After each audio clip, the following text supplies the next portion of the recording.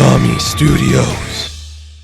Strange Academy, issue number 10. I cannot believe we got 10 issues of this book, just because it feels like it'd be like a 5-issue or a 6-issue mini, but it's ongoing? Is it ongoing? It's been on and off some solicitations for a while. I think it's at least going to issue 12. I hope it continues longer because I could read this book all day. You know, I won't say it's the best written book at Marvel, but I think out of everything on store shelves from Marvel at the moment, this is the one I look forward to the most, just because I know I'm going to enjoy it. And this issue, my God, was this issue no slouch, man.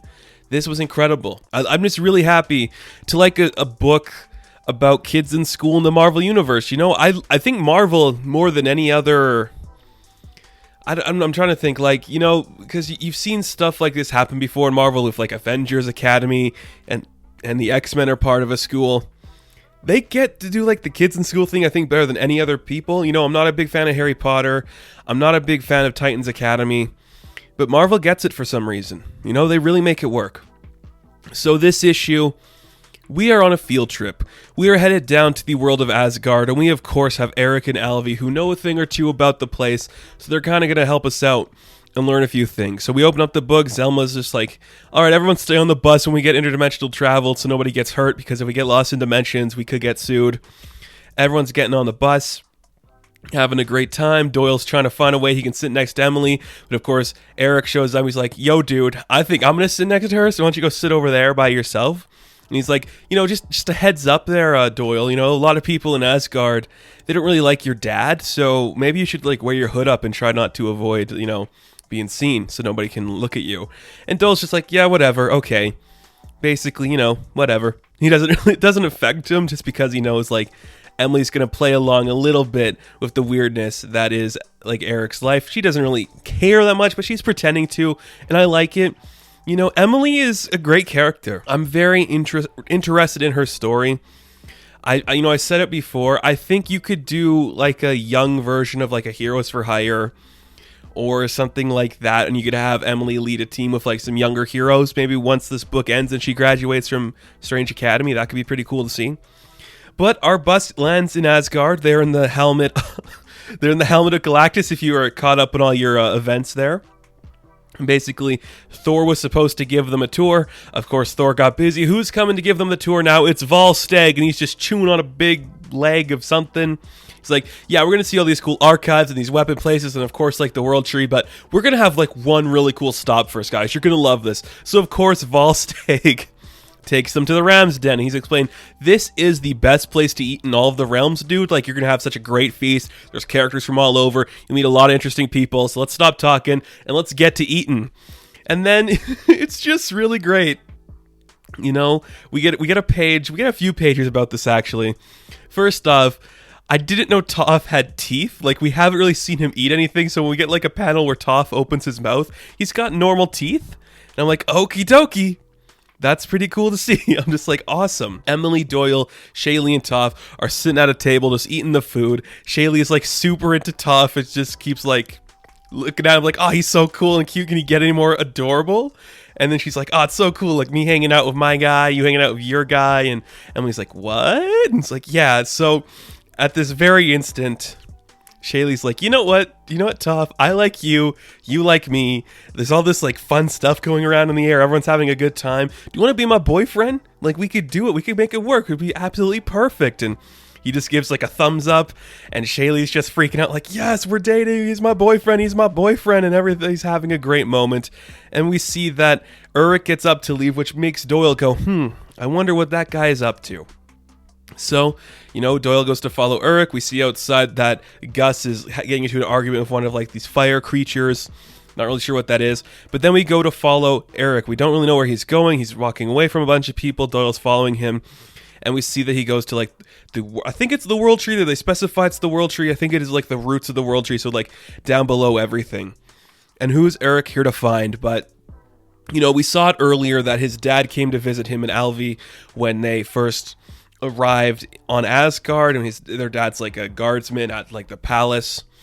but their mom wasn't there, and he never specified who his mom was. So he's going to go visit his mom at the Roots of the World tree. And who is his mom? Oh, this is great. I love this. Because it's just like, yeah, man, do it. It's Enchantress. Go for it. I was like, yeah, like, of course she's probably got a kid walking around somewhere. Enchantress is the mom, and Doyle's like, bruh. Talking about me having a villain dad? Bruh. You know, just like, it's fantastic. It is so fantastic.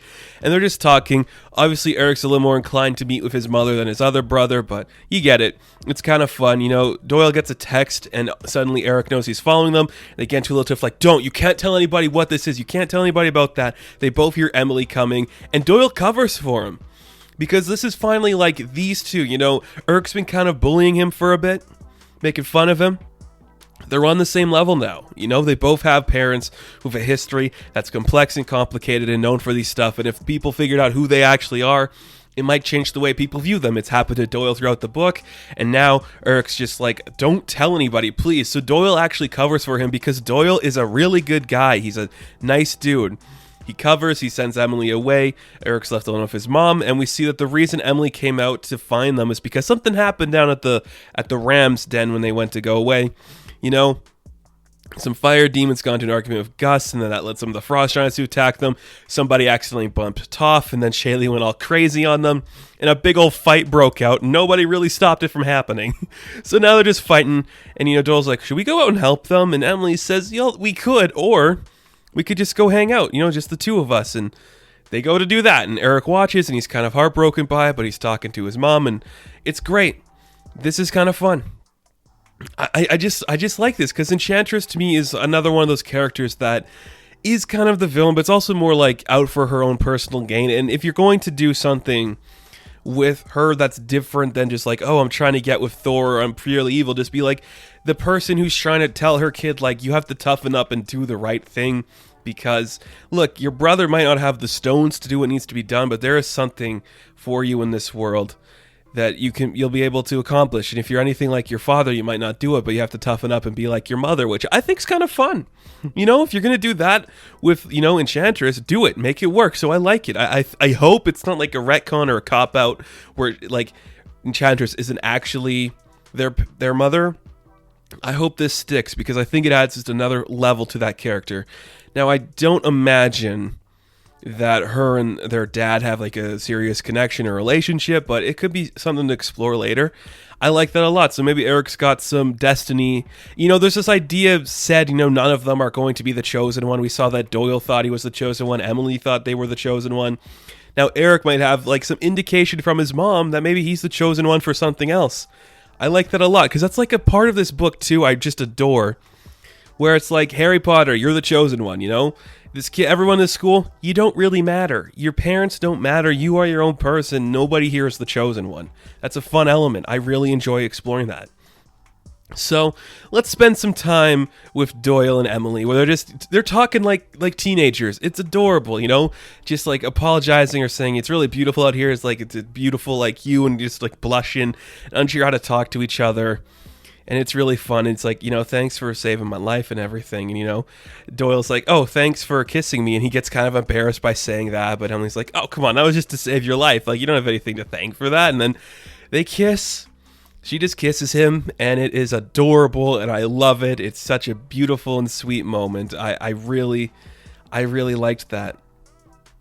Well built up. You built this over 10 issues to get to that kiss, and it really worked. It really satisfied. Like, it was just really fun. Like, this isn't what you'd expect from people. She isn't going to get burned from his, you know, his fire, which is very fun. They kiss. The whole bus sees it. Shaylee's freaking out like, this is literally the best day of my life. I got a boyfriend. Emily's got a boyfriend. Everything's so great. So Zelma says, yeah, we got to leave because of the fight. We're never coming back here. I hope everyone had a good time. Let's go home.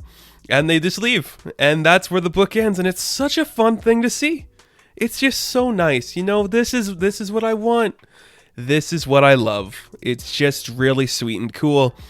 The Doyle and Emily kiss was well earned. The stuff with Enchantress was really cool to see. Volstagg, all of it.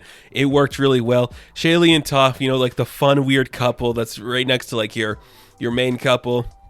It's adorable. It's really good stuff. I'm glad this book exists. And I'm just glad we're getting more of it. I hope this continues. I know some months show a solicitation without it, but maybe it's just going on a month break. I don't want this book to end. You know, I really don't. If it does, I understand, but let's get more stuff with these characters, please. Please. So, Strange Academy, issue number 10, I am going to give a 10 out of 10. Damn straight, kids. Damn straight. So thank you guys for watching this review. Be sure to like and subscribe to the channel.